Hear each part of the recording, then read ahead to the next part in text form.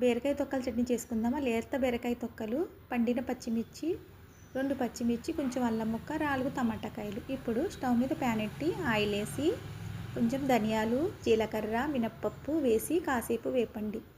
ఇడ్లీలోకైనా రైస్లోకైనా చాలా కమ్మగా చాలా టేస్టీగా ఉంటుందండి ఈ చట్నీ. ఇప్పుడు పండిన పచ్చిమిర్చి, 2 పచ్చిమిర్చి, కొంచెం కరివేపాకు, కొంచెం అల్లం ముక్క వేసి దోరగా ఫ్రై చేసుకోండి. పక్కన మిక్సీ జార్ తీసుకొని ఈ ఫ్రై అయిపోయాక మిక్సీ జార్లో తీసుకోండి. అదే ప్యాన్లో ఈ బీరకాయ ముక్కలు వేసి కాసేపు వేపండి.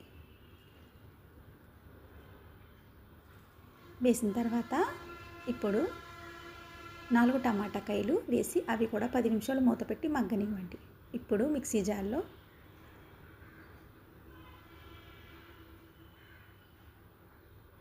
కొంచెం చింతపండు ఎక్కువ వేసుకోకండి, పులుపు వచ్చేస్తుంది. టమాటాకాయలు వేసాం కదా, బెల్లం, సరిపడంత ఉప్పు వేసి ఒకసారి మిక్సీ పట్టుకోండి. తర్వాత ఈ మగ్గిపోయాయి కదండి, చల్లారాక ఇవి కూడా వేసి మిక్సీ పట్టేసుకోండి. చట్నీ రెడీ అయిపోతుంది. ఇప్పుడు పోపు పెట్టుకోండి. జీలకర్ర, ఆవాలు, వెల్లుల్లి రెమ్మలు, ఎండుమిర్చి, కరివేపాకు. అంతేనండి, ఎంతో టేస్టీగా చట్నీ రెడీ. వీడియో నచ్చితే లైక్ కొట్టండి ఫ్రెండ్.